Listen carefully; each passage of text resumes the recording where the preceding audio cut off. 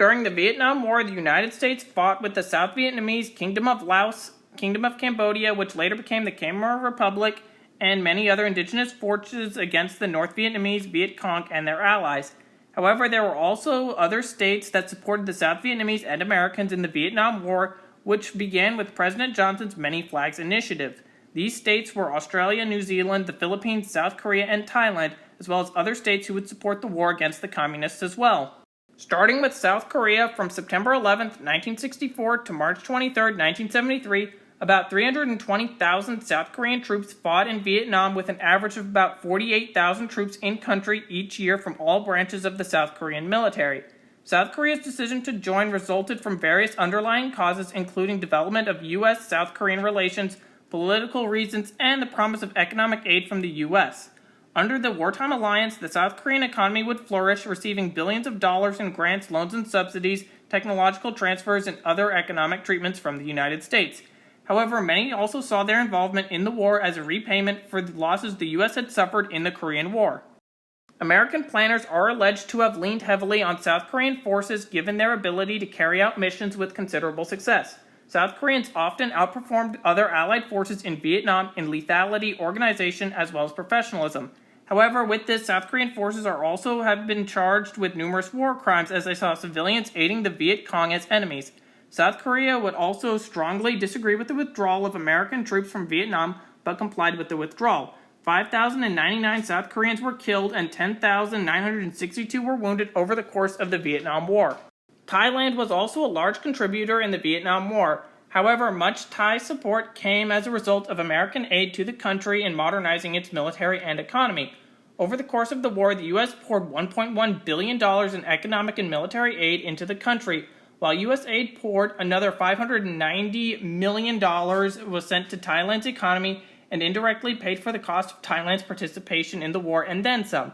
At the height of the war, about 50,000 American military personnel from the Air Force mostly were stationed throughout Thailand's air bases.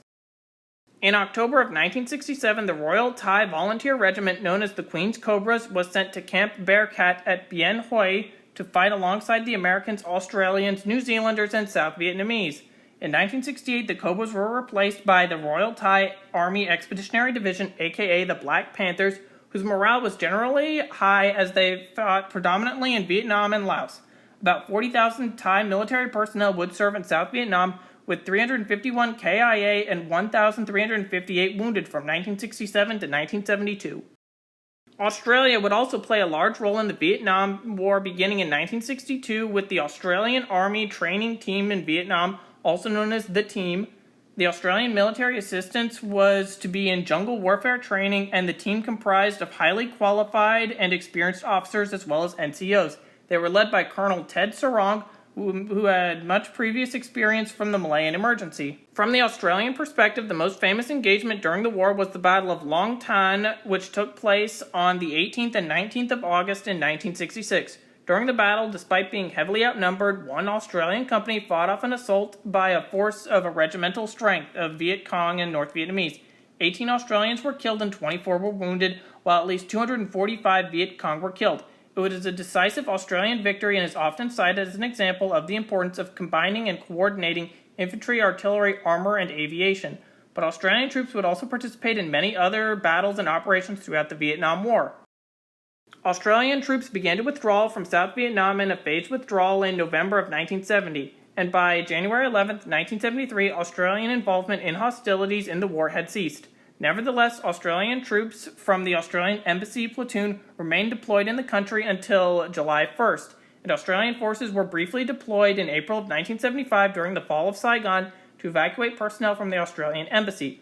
Approximately 61,000 Australians served in the war, while 521 were killed and more than 3,000 were wounded.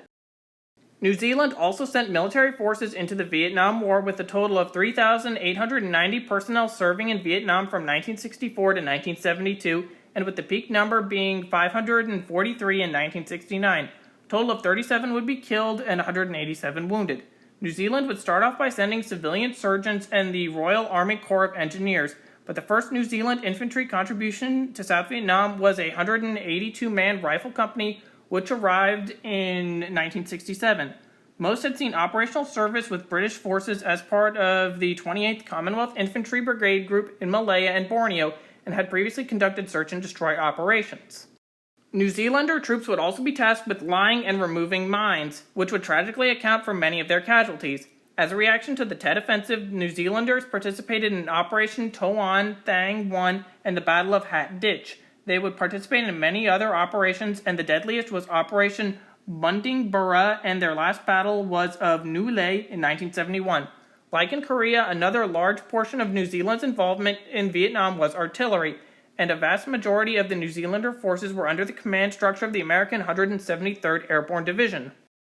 Beginning in 1964, the Philippines sent a civil support contingent to Vietnam, but later sent an engineer construction battalion, medical and rural community development teams, a security battalion, and a logistics and headquarters element. They set up a base at Tay Ninh, 45 miles northwest of Saigon, in the summer of 1966. And over the next 40 months, the Filipinos performed a variety of civic actions, tasks, and primarily public works construction and rural development, as well as food and medical relief in South Vietnam. Taiwan also participated in the Vietnam War, providing training units for the South Vietnamese divers. There were also several hundred military personnel. Commandos from Taiwan were captured by communist forces 3 times, on July 16, 1961, July of 1963, and final time on October 23, 1963, while trying to infiltrate North Vietnam. 17 commandos would be captured during this time, and from November of 1967, Taiwan secretly operated a cargo transport detachment to assist U.S. and South Vietnamese troops. This detachment was based on the existing formation of the 34th Squadron of the Taiwanese Air Force. The unit's strength included 2 cargo aircraft, 7 flight officers, and 2 mechanics, even though a higher number of military personnel was involved through rotation. It was tasked with air transportation, airdrop, and electronic reconnaissance.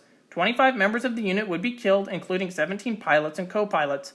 Other Taiwanese involvement in Vietnam included a secret listening station, special reconnaissance, and raiding squads, as well as military advisors and civilian airline operations. Also, Spain sent a total of 100 to 130 medical troops and advisors to Indochina across the length of the Vietnam War, with the peak number at the time being 30 troops. Did you know about these external U.S. and South Vietnamese state allies during the Vietnam War? Each country obviously deserves their own video for their contribution in the war, so let me know if you'd like to see videos on each country, and thank you for watching.